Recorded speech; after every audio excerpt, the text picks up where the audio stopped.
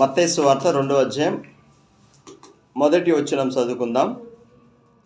రాజైన హేరోదు దినముల యందు యూదయ దేశపు బెత్లెహేములో యేసు పుట్టిన పిమ్మట ఇదిగో తూర్పు దేశపు జ్ఞానులు యెరూషలేమునకు వచ్చి, యూదుల రాజుగా పుట్టినవాడు అక్కడ ఉన్నాడు, తూర్పు దిక్కున మేము ఆయన నక్షత్రం చూచి ఆయనను పూజింప ఉచితమని చెప్పిరి. హల్లెలూయా. ఇక్కడ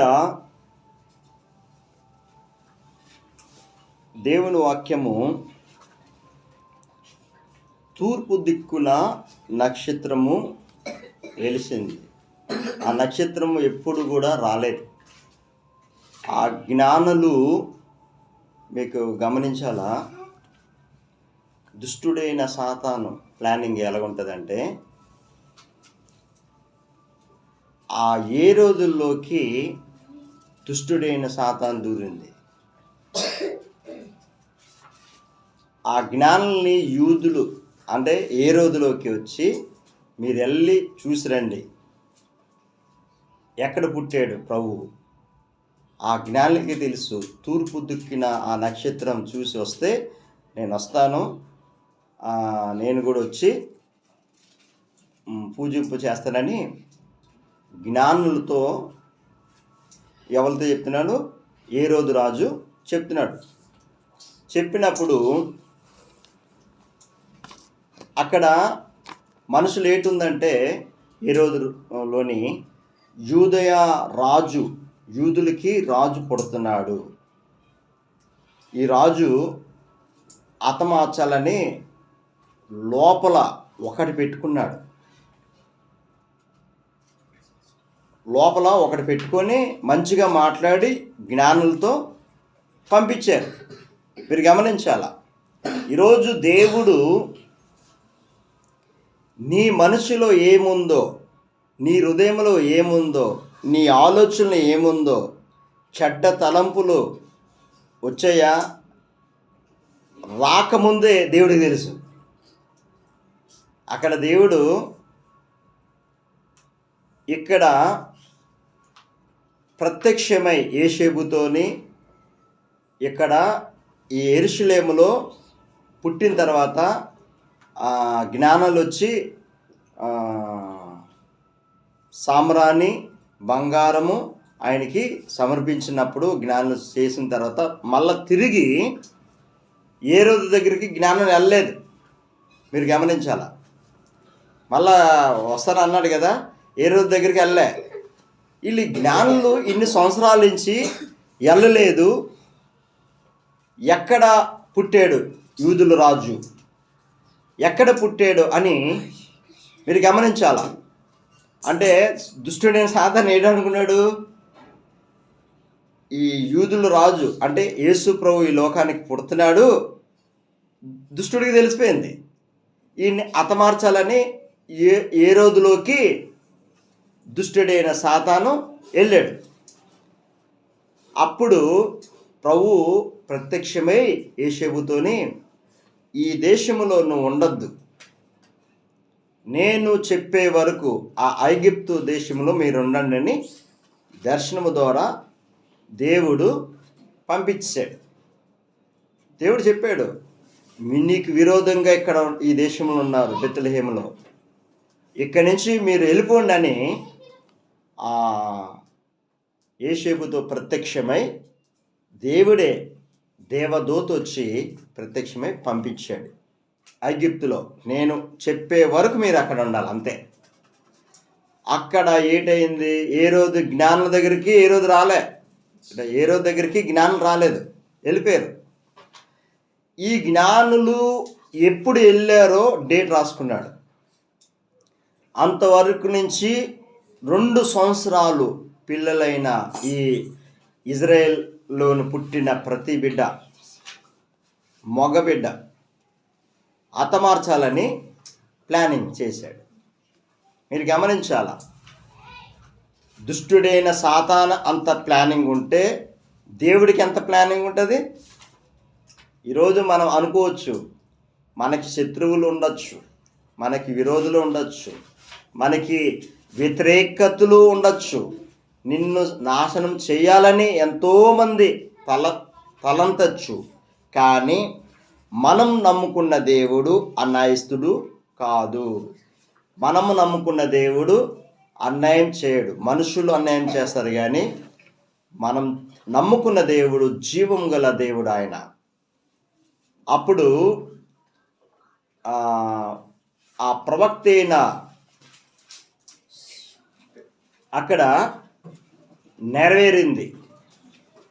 2 సంవత్సరాలు, అంటే 1 సంవత్సరం నుంచి 2 సంవత్సరాలు మొదలుకొని పిల్లలందరినీ హతమార్చాలా అని హేరోదు తలంచుకున్నాడు. ఆ దేశంలో, ఇజ్రాయేల్ దేశంలో ఉన్న మొదటి కుమారుడు 2 సంవత్సరాలు ఉన్న అందరినీ హతమార్చాడు. ఈరోజు గమనించాల, ఎంత స్పీడ్ అయిన దుష్టుడైన సాతాను తలంపులు, సాతాను ఊహలు మొత్తము మనుషుని పాడు చేయాలని ఈరోజు టెక్నాలజీని పెంచాడు, జ్ఞానాన్ని పెంచాడు, మనుషుల హృదయాల్ని దోచుకోవాలని, మనుషుల్ని పక్కదారి పట్టిస్తున్నాడు. మనుషుల్ని ఎలాగైనా వీడు పాపములో పడేయాలా, ఎలాగైనా ఈ లోకంలో నుంచి పాపములు పడేయాలని. ఒకప్పుడు ఉన్నాయా ఇంటర్నెట్లు, ఒకప్పుడు ఉన్నాయా టీవీలు, ఒకప్పుడు ఉన్నాయా సెల్ ఫోన్లు, ఒకప్పుడు ఉన్నాయా. ఇప్పుడు ఎలాగుందంటే అంతగా మించిన స్పీడ్ పాపము బయలుదేరుతుంది. ఈరోజు ప్రతి మనిషిని హృదయాన్ని దోచుకుంటున్నాడు సెల్ ఫోన్ చూపించి. యూట్యూబ్లోని మీడియా, ఫేస్బుక్, ఇన్స్టాగ్రామ్ మొత్తము 99% అంతా మనుషుల్ని దోచుకుంటున్నాడు. మనుషుల హృదయాన్ని దోచుకొని పాపములో పడేసి, అసలు దేవుడు అంటే ఎవరో అనే పాపములో పడేసి పక్కదారి పట్టిస్తున్నాడు. అందుకని యేసుక్రీస్తు ఆ పరలోకం విడిచి ఈ భూలోకానికి మన కోసము పుట్టి ఉన్నాడు. నేడు మన కోసము రక్షించుటకు ఆ పరలోకం విడిచి ఈ లోకానికి దిగి వచ్చి, ఈరోజు ప్లానింగ్ ఏడు చేశాడు. ప్లానింగు జ్ఞానులకే తెలుస్తుంది ఆ నక్షత్రం కోసం. ఆ జ్ఞానులు అక్కడికి వెళ్ళారు, కానీ సామ్రాన్ని, బంగారం అన్నీ ప్రభు సన్నిధానంలో ప్రభుకి సమర్పించి జ్ఞానులు అక్కడి నుంచి వెళ్ళిపోయారు. ఈ హేరోదు ఏం చేశాడంటే, ఎప్పుడు వెళ్ళారో అంటే జ్ఞానులు ఈ రోజు వరకు 2 సంవత్సరాలు అవుతుంది. ఈ 2 సంవత్సరాలు ఉన్న పిల్లలందరినీ హతమార్చమని ఎక్కడున్నా క్లోజ్ చేస్తారు. ఆ ఇజ్రాయెల్ దేశంలో ఉంటే దేవుడు ఆ తలంపు పుట్టక ముందే, అంటే ఎప్పుడైతే విరోధంగా తలంపు వచ్చిందో హేరోదుకి, వెంటనే యోసేపుకి ప్రత్యక్షమై ఈ ఇజ్రాయెల్ దేశం నుంచి విడిచి ఐగుప్తు నేను చెప్పే వరకు మీరు అక్కడ ఉండండి అని దేవుడు ప్రత్యక్షమే దేవదూత ద్వారా పంపించాడు.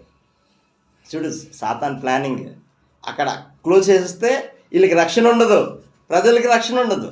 ఈరోజు ఎంత 5Gలు వచ్చినా, ఎంత 10Gలు వచ్చినా, ఎంత జ్ఞానం పెరిగినా, ఏదొచ్చినా పరిశుద్ధాత్మ శక్తితో నువ్వు నింపబడినప్పుడు దేవుడు నా ఆత్మని మీరు పొందుకున్నది. ప్రతి క్రైస్తవుడికి చెప్తున్నాను, యేసుక్రీస్తు ఈ లోకానికి ఎందుకు వచ్చాడంటే నిన్ను నశించిన దానిని వెతికి రక్షించుటకు ఈ లోకానికి దిగి వచ్చాడు యేసు ప్రభు. పాపుల్ని రక్షించుటకు ఈ లోకానికి దిగి వచ్చాడు. శాపము నుంచి పరిశుద్ధులుగా చేటుకు ఈ లోకానికి వచ్చాడు. అపవిత్రంగా ఉన్న వారిని పవిత్రులుగా చేయుటకు యేసుక్రీస్తు ఆ అమూల్యమైన రక్తాన్ని చిందించుటకు ఈ లోకానికి వచ్చాడు. మామూలుగా రాలే. ఆయన ఒక ప్రణాళిక వేసుకున్నాడు.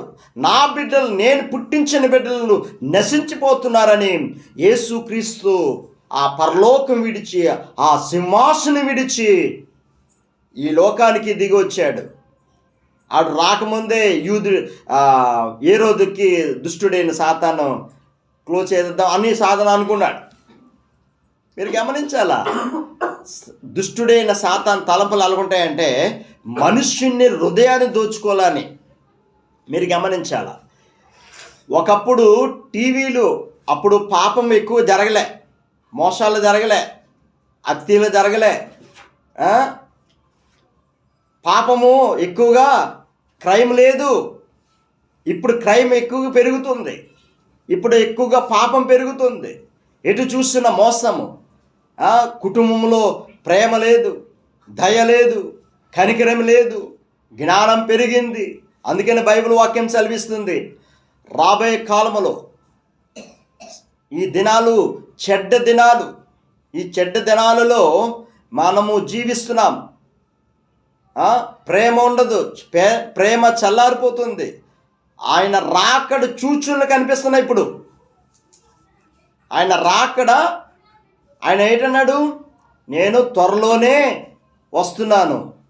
త్వరలోనే వస్తున్నప్పుడు నా సూచనలు, ఎక్కడ పాపం ఉంటుందో అక్కడ భూకంపాలు వస్తాయి, ఎక్కడ దేవుడికి విరోధంగా ఉంటుందో అక్కడ వరదలు వస్తాయి, దేవునికి విరోధంగా ఎక్కడ ఉంటుందో అక్కడ అనేక సూచనలు చూపించాడు. బైబిల్ వాక్యమే ముందే ఫ్యూచర్ కోసం దేవుడు ముందే చెప్పాడు. ఈరోజు మనము యేసు క్రీస్తు మన కోసము నేడు పుట్టి ఉన్నాడు. మన జీవితంలో ఎప్పుడైతే యేసు క్రీస్తు మన జీవితంలో ఎప్పుడైతే పుడతాడో, పరిశుద్ధాత్మ ద్వారా, ఆత్మ మూలంగా, నీటి మూలంగా ఎప్పుడైతే జన్మిస్తాడో ఆ రోజే క్రిస్టమస్. ఆ రోజు నుంచే మన జీవితంలో ఒక నూతన మార్పు వస్తుంది. ఈరోజు యేసయ్యని పక్కన పెట్టి, యేసు ప్రభువుని పక్కన పెట్టి నీ హృదయంలోకి ఆహ్వానించట్లే, నీ హృదయంలోకి ఆహ్వానించ. దేవుడు యేసు ప్రభువు నీ జీవితంలోకి వస్తానని రెడీగా ఉన్నాడు, నీలోనూ పుడతానని రెడీగా ఉన్నాడు. నువ్వు ఆహ్వానించట్లే. నేను ఒకటే చెప్తున్నా, పరిశుద్ధాత్మ దేవుడు ఎప్పుడైతే ఆత్మ మూలంగాను నీటి మూలంగాను ఎప్పుడైతే జన్మిస్తాడో వాళ్ళే పరలోక రాజ్యములో అడుగు పెట్టగలుగుతాము. ఈ జన్మ ఆత్మ మూలంగా నువ్వు జన్మించలేదనుకో, శరీరంగా మూలంగా జన్మించేది శరీర కార్యాలు జరుగుతాయి, ఆత్మ మూలంగా జన్మించేది ఆత్మ కార్యాలు నీ పట్ల జరుగుతాయి. గల్తీ పత్రికలోని 5వ అధ్యాయంలోని క్లియర్గా రాసింది, ఒకసారి చూద్దాం.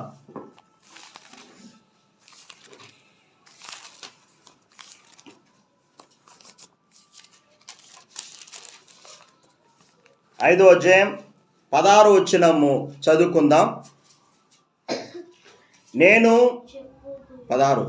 చెప్పింది ఏమనగా, ఆత్మానుసారంగా నడుచుకునిడి, అప్పుడు మీ మీద శరీర రేచలు నెరవేర్చరు.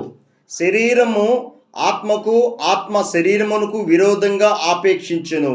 ఇవి ఒకదానికి ఒకటి వ్యతిరేకంగా ఉన్నవి గనుక మీరేమి నిశ్చయించుదురో వాటినే చేయుదురు. మీరు ఆత్మ చేత నడిపింపబడిన ఎడల ధర్మశాస్త్రమునకు లోనైన వారు కారు. శరీర కార్యములు స్పష్టమైనవి, అవేమనగా జారత్వము, అపవిత్రత, కామత్వము, విగ్రహార్థన, అభిచారము, దోషములు, కలహములు, మత్సరములు, క్రోధములు, కక్షలు, భేదములు, విపరీతములు, అసూయలు, మత్తతను, అల్లరితో కూడిన ఆట పాటలు మొదలైన వీటిని గురించి నేను మునుపు చెప్పిన ప్రకారం ఇట్టి వాటిని చేయవారు దేవుని రాజ్యంలో స్వతంత్రించుకున్నారని మీతో స్పష్టంగా చెప్తున్నాను. అయితే ఆత్మ మూలంగా ప్రేమ, సంతోషం, సమాధానం, దీర్ఘశాంతం, దయత్వము, మంచితనము, విశ్వాసము, సాత్వికము, ఆశానుగ్రహం, ఇట్టి వాటిని విరోధంగా నియమం ఏదీ లేదు. ఈరోజు ఒక్కసారి ఆత్మ మూలంగా నువ్వు జన్మించావా, శరీర మూలంగా నువ్వు జన్మించావా? ఈరోజు దేవుడు యేసు క్రీస్తు ఈ లోకానికి ఎందుకు వచ్చాడంటే, నశించిన దానిని వెదికి రక్షించాలనే యేసు క్రీస్తు వచ్చాడు. ప్రతి మనిషిని రక్షించాలనే యేసు క్రీస్తు వచ్చాడు. ఈ భూలోకమంతా, ప్రపంచమంతా యేసు క్రీస్తు జన్మదినము జరుపుకుంటున్నాం. ప్రతి బిడ్డకి తెలుస్తుంది. ఈ భూలోకములో ఎంతమంది అయితే మానవుడిగా పుట్టారో ప్రజలందరికీ సువార్తమానము. యేసుక్రీస్తు నేడు పుట్టి ఉన్నాడు. నిన్ను రక్షించాలనే, నీ పాపము నుంచి, నీ శాపము నుంచి, నీ దరిద్రత నుంచి దేవుడు విడిపించాలనే ఆ పరలోకము నుంచి ఈ లోకానికి దిగొచ్చి నీకోసము రక్షించుటకు ఆయన ఒక రక్షణ మార్గము మనకి చూపించాడు.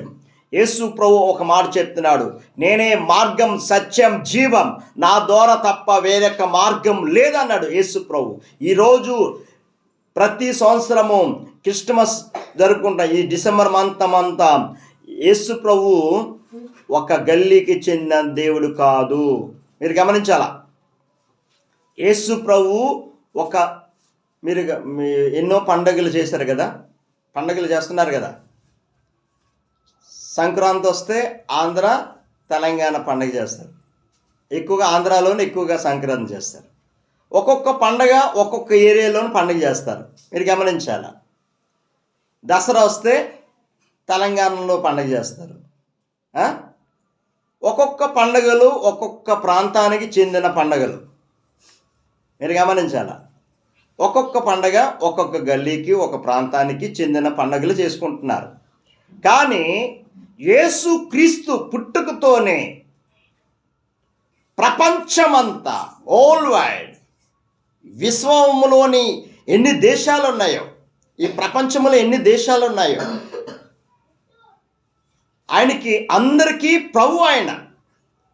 అరే, ఒక్క బిడ్డకే ప్రభు కాదు, ఈ భూలోకములో పుట్టిన ప్రతి బిడ్డకి అందరికీ ప్రభు.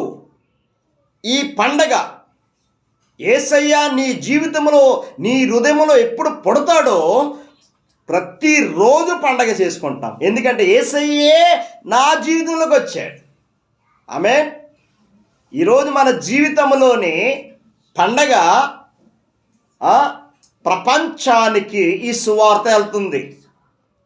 ప్రపంచంలో ఎన్ని దేశాలు ఉన్నాయో అన్ని దేశాల్లో యేసుక్రీస్తు కోసము ఈ పండగ, ఈ క్రిస్మస్ పండగ జరుపుకుంటున్నాము. ప్రతి బిడ్డకి యేసుక్రీస్తు పాపము నుంచి, శాపము నుంచి, ఈ దరిద్రం నుంచి విడిపించాలని యేసుక్రీస్తు ఈ లోకానికి పుట్టాడు. కాలము సంపూర్ణం అయినప్పుడే యేసుక్రీస్తు ఈ లోకానికి వచ్చాడు. ముందు రాలే, వెనక రాలే. కాలము సంపూర్ణమైనప్పుడు. ఈరోజు మన జీవితాల్లోనే చింతిస్తున్నాం. చింత ప్రతి మనిషిని చింతలోకి దుష్టుడైన సాతాను చింతలోకి నెట్టేస్తుంది. అరే బాబు, తల్లి గర్భములో ఈ పెండక పడకముందే దేవుడు నీ కోసము ఏ సమయంలో నీకు ఇవ్వాలో దేవుడు ముందే నిర్ణయించాడు. ఆమేన్. ఏ సమయంలో నీకు ఏ జాబు రావాలన్నా, పెళ్ళి జరగాలన్నా, ఒకటి ఏ సంఘటన జరగాలన్నా దేవుడు జీవ గ్రంథమయందు దేవుడు ముందే లిఖించాడు. నువ్వు కంగారు పడద్దు, ఆ నామమయందు విశ్వాసముంచు. యేసుక్రీస్తు నీ జీవితంలోకి వచ్చాడు, అడుగు పెట్టాడా, నీ జీవితాన్ని మార్చేస్తాడు యేసు ప్రభు. ఆమేన్. నీ జీవితాన్ని మార్చేస్తాడు. మానవుడుగా మన బలహీనమే కానీ మనలో ఉన్నవాడు బలవంతుడు, నజరేయుడైన యేసుక్రీస్తు ఆయన. మన జీవితంలో యేసు ప్రభు నీ జీవితంలోకి రాలేదనుకో, ఎన్ని సంవత్సరాలు నువ్వు క్రిస్మస్ చేసినా సున్నే. యేసు ప్రభువే నీ జీవితంలోకి రాలేదు అంటే ఒకరోజు పండగ చేసుకుంటావు, నువ్వు రోజు పండగ చేసుకోవు అంటే ఆ క్రిస్మస్ దినమే పండగ చేసుకుంటావు. అలాంటి క్రైస్తవులు ఉన్నారు ఈ లోకంలో. 25వ తారీఖు చేసుకున్న పండగ ఒకరోజే, ఆ రోజే సంతోషం ఉండవా? నేడు పుట్టి ఉన్నాడు. ఈరోజు మన జీవితాల్లో సర్వోన్నతుడైన దేవుడు, మహోన్నతుడైన దేవుడు, సర్వ సృష్టికర్త యేసయ్య మనకి రక్షణ ఇవ్వటకు ఆ పరలోకం విడిచి ఈ లోకానికి దిగి వచ్చాడు. ఒక ప్రణాళిక వేసుకున్నాడు. ఈరోజు ఆ దుష్టుడైన సాతాను ప్రణాళికలన్నీ మాఫీ అంటే చెదదొక్కాడు. దుష్టుడైన సాతాను ప్రణాళికలన్నీ నశించిపోయాయి. ఆడు ఎన్ని ప్రణాళికలు వేసుకున్నా దేవుడి దగ్గర పనిచేయవు. మీకు అర్థమవుతుందా? ఆడు 5Gలు తెచ్చినా, యూట్యూబ్లు తెచ్చినా, ఫేస్బుక్లు తెచ్చినా, ఇన్స్టాగ్రాములు తెచ్చినా, ఏది తెచ్చినా, అందుకనే యేసుప్రభు ఒక మాట చెప్తున్నాడు. ఏ మాట? నా ఆత్మ మూలంగా జన్మించండి అన్నాడు. ప్రతి క్రైస్తవ బిడ్డ యేసు యందు విశ్వాసం ఎవరైతే ఉంటారో ఆత్మ మూలంగా మీరు జన్మించాలి. First thing. అప్పుడు యేసు క్రీస్తు నీ హృదయంలో నేడు పుట్టి ఉన్నాడు. ఆత్మ మూలంగా నువ్వు జన్మించలేదనుకో, ఆ 25వ తారీఖు ఒక్కరోజే నీకు పండగ. ఆత్మ మూలంగా ఎందరైతే జన్మిస్తారో ప్రతిరోజు పండగే యేసయ్యతో. ఆమేన్. ప్రతిరోజు దేవుడితో ఆ సంబంధం కలిగి ఉంటాం. ప్రతిరోజు దేవుడితో ఆ రిలేషన్ కలిగి ఉంటాం. నాలో ఆయన, నీలో నేను, నాలో ఆయన జీవిస్తున్నాడు. హల్లెలూయా.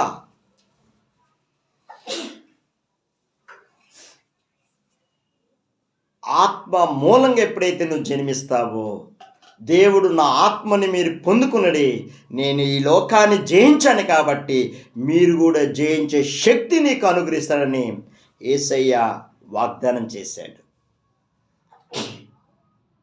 ప్రయాసపడి భారం మోసుకున్న సమస్త జనులారా నా యొద్దకు రండి, మీకు విశ్రాంతిని కలుగజేస్తానని యేసయ్య మరోసారి వాగ్దానం చేస్తున్నాడు. ఈరోజు ఎందుకు ప్రయాసపడుతున్నాం? ఎందుకు చింతిస్తున్నాం? ఎందుకు బాధపడుతున్నాం? ఎందుకు భయపడుతున్నాం? భయపడద్దు. నేడు క్రీస్తు పుట్టి ఉన్నాడు. భయపడద్దు. అక్కడ పరలోకము నుంచి దేవదూతలు వచ్చి కాపర్లకు చెప్తున్న భయపడద్దు, భయపడద్దు, ఇదిగో నేడు క్రీస్తు పుట్టి ఉన్నాడు అని మొదటిగా ఎవరికి వచ్చారు? గొర్రెల కాపర్ల దగ్గరికి వచ్చి సువార్త మనం చెప్తున్నాం. ఈరోజు మన జీవితంలో యేసయ్య ఎప్పుడైతే మన హృదయంలో పుడతాడో ఆ రోజు నుంచి ప్రతిరోజు పండగే. ఈరోజు ఆత్మ మూలంగా మనం జన్మించాలా. నేను ఒకటి చెప్తున్నాను, ప్రతి క్రైస్తవుడు ఆత్మ మూలంగా నువ్వు జన్మించినప్పుడు యేసయ్యతో ఆ రిలేషన్ కలిగి ఉంటాం. మనం ఆ రిలేషన్ కలిగి ఉంటే మనకి అవమానం వచ్చినా, నిందలు వచ్చినా, చిందొచ్చినా ఏ దిగులు లేదు మనకి. అందుకనే యేసుప్రభు ఒకటి చెప్తున్నాడు. రోమాపత్రిక 8వ అధ్యాయం 28వ వచనం, దేవుణ్ణి ప్రేమించే వారికి సమస్తము మన మేలు కోసమే జరిగిస్తాడు. సమస్తము అంటే ఒక్కదానిగా అన్నాడు దేవుడు. యేసయ్య ప్రేమించే బిడ్డలకి